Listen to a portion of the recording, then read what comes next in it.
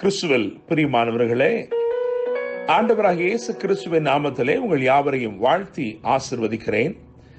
இந்த நாளுக்கென்று தேவன் நமக்கு அருளி இருக்கும் ஜீவ வார்த்தை ஆதியாகமத்தின் புஸ்தகம் 12ஆம் அதிகாரம் 2ஆம் வசனத்தின் ஒரு பகுதியில் இருக்கிறது. உன் பேரை பெருமைப்படுத்துவேன், நீ ஆசீர்வாதமாய் இருப்பாய். என கேட்கிற தேவனுடைய பிள்ளைகளே, விசுவாசிகளின் தகப்பனாகிய ஆபிரகாமை தேவன் அழைத்து அவனை ஆசீர்வதித்து சொன்ன வார்த்தையை தான் இந்த நாளிலே நாம் வாசிக்க கேட்டிருக்கிறோம். ஆபிரகாமுக்கு தேவன் அருளின் ஆசீர்வாதங்கள் பல. அதிலே பிரதானமாக நான் 3 காரியங்களை உங்களுக்கு முன்பதாக வைக்கும்படி விரும்புகிறேன். முதலாவதாக இம்ப்ரெசிவ் நேம், அதாவது தேவன் அவனை பார்த்து சொல்கிறார், உன் பேரை நான் பெருமைப்படுத்துவேன் என்று சொல்கிறார்.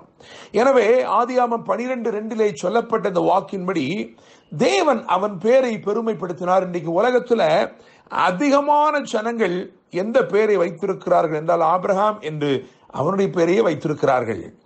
தேவனாலே அவனுடைய பெயர் பெருமைப்படுத்தப்பட்டது. தேவனுடைய பிள்ளைகளே, இரண்டாவதாக அவனுடைய ஆசீர்வாதத்தில் முக்கியத்துவம் வாய்ந்த ஆசீர்வாதம் இன்க்ரீஸ் இன் எவ்ரிதிங். அதாவது தேவன் அவனுடைய பெயரை பெருமைப்படுத்துவதோடு நின்று விடாமல் அவனுக்கு இருந்த எல்லாவற்றையும் பெருகச் செய்தார். ஆதியாகமத்தின் புஸ்தகம் 17ஆம் அதிகாரம் 2ஆம் வசனத்திலே உன்னை மிகவும் திரளாய் பெருக பண்ணுவேன் என்று அவனுடைய உடன்படிக்கையை செய்து கொண்டார். எனவே ஆபிரகாமுக்கு இருந்த எல்லாம் பெருக ஆரம்பித்தது. அவனுக்கு இருந்த ஒரே குமாரன் ஒரு தேசமாய் பெருகினான். இப்படியாக அவன் எல்லாவற்றிலும் பெருகிக் கொண்டிருக்கிறான். அவன் பலத்தின் மேல் பலன் அடைந்தான். எனவேதான் 100 வயதுக்கு மேலே இருக்கும் பொழுது அவனுக்கு பிள்ளைகள் பிறந்தது. தேவனுடைய பிள்ளைகளே, அதே போல மூன்றாவது முக்கியத்துவம் வாய்ந்த ஆசீர்வாதம் இன்டிமசி வித் காட். என கேட்கிற தேவனுடைய பிள்ளைகளே, அவன் தேவனுடைய சிநேகிதன் என்று அறியப்பட்டான். வேதத்தில் 3 இடத்திலே நீங்கள் வாசிக்கலாம் ஆபிரகாம் தேவனுடைய சிநேகிதன் என்று. இன்னும் ஆதியாகமத்தின் புஸ்தகம் 18ஆம் அதிகாரம் 18ஆம் வசனத்திலே ஆண்டவர் சொல்லுகிறார், நான் செய்ய போகிறதை ஆபிரகாமுக்கு மறைப்பேனோ என்று சொல்லுகிறார். இன்னும் புதிய ஏற்பாட்டிலே வாசிக்கும் பொழுது ஆண்டவர் எப்படி சொல்லுகிறார், உங்கள் தகப்பனாகிய ஆபிரகாமை நாளை காண ஆசையாயிருந்தான், கண்டு களிகூர்ந்தான் என்று சொல்லுகிறார். அவனை ஒரு சிநேகிதனாக வைத்துக் கொண்டு அவனுக்கு அவர் என்னவெல்லாம் காண்பித்தார் என்று இன்னும் யாருக்கும் தெரியாது. அப்படிப்பட்ட இந்த 3 பிரதான ஆசீர்வாதங்கள், impressive name, increase in everything, intimacy with God, தேவனால் பெருமைப்படுத்தப்பட்ட ஒரு பெயர், தேவனால் ஏற்படுகிற ஒரு பெருக்கம், தேவனோடு கூட ஒரு நெருக்கம். என கேட்கிற தேவனுடைய பிள்ளைகளே, இத்தகைய ஆசீர்வாதங்களை சொல்லிவிட்டு 12ஆம் அதிகாரத்தின் 3ஆம் வசனத்திலே ஆதியாகமம் 12:3 இப்படியாய் சொல்லுகிறார், உன்னை ஆசீர்வதிக்கிறவர்களை ஆசீர்வதிப்பேன், உன்னை சபிக்கிறவனை என்று ஒருவனை சொல்லுகிறார்.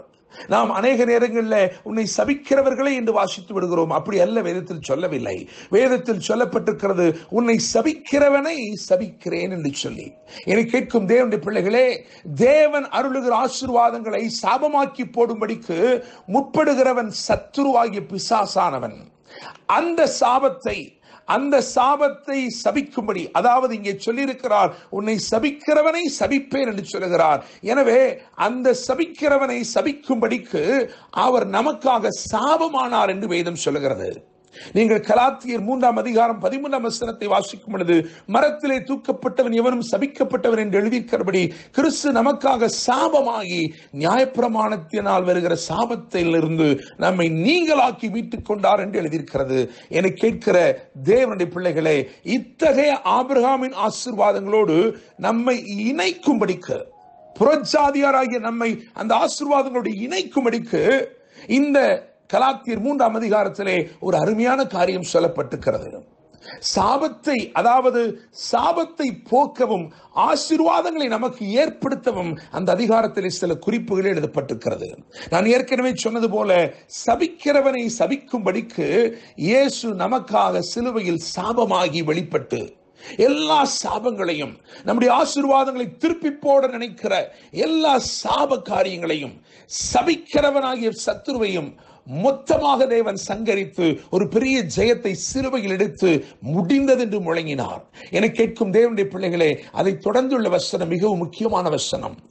ஆவியை தேவன் அருளினார். எதற்காக தெரியுமா? ஆவியினாலே ஆரம்பம் என்று எழுதியிருக்கிறது. கலாத்தியர் 3:3 வாசிக்கும் பொழுது ஆவியினாலே ஆரம்பம் என்று எழுதியிருக்கிறது. நம்முடைய வாழ்க்கையிலே புதிய ஒரு ஆரம்பத்தை ஏற்படுத்தும்படிக்கு, ஒரு ஆசீர்வாத ஆரம்பத்தை ஏற்படுத்தும்படிக்கு பரிசுத்த ஆவியானவரை அனுப்பினார். கலாத்தியர் 3:5 ஆவியினாலே அற்புதங்கள் என்று எழுதப்பட்டிருக்கிறது. இன்றைக்கு நம்முடைய வாழ்க்கையில் நடக்கும் ஒவ்வொரு அற்புதங்களையும் ஆவியானவரை கொண்டே நடப்பிக்கிறார். மூன்றாவதாக அங்கே நாம் தியானிக்கலாம். கலாத்தியர்ல 3:14 ஆவியினாலே ஆபிரகாமின் ஆசீர்வாதங்கள். என கேட்கிற தேவனுடைய பிள்ளைகளே, ஆவியினாலே ஆரம்பம் என்று கலாத்தியர் 3:3 சொல்லுகிறது. கலாத்தியர் 3:5 ஆவியினாலே அற்புதங்கள் என்று எழுதியிருக்கிறது. கலாத்தியர் 3:14 ஆவியினாலே ஆபிரகாமின் ஆசீர்வாதங்கள்.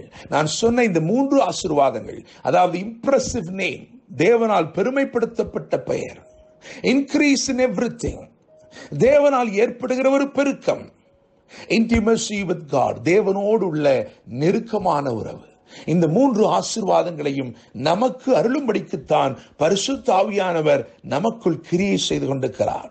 ஆவியினாலே இன்றைக்கு உங்கள் வாழ்க்கையில மாபெரும் ஆரம்பத்தை, மகிமையான ஆரம்பத்தை அவர் ஏற்படுத்த போகிறார்.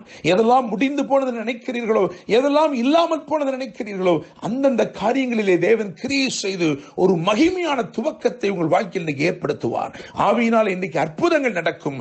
ஆவியினாலே ஆபிரகாமின் ஆசீர்வாதங்களை பரிபூர்ணமாய் சுதந்தரித்துக் கொள்வீர்கள். கர்த்தர் தாமே இன்று அனுப்பின இந்த வார்த்தையின்படி உங்கள் பேரை பெருமைப்படுத்தி உங்களை ஆசீர்வதிப்பாராக.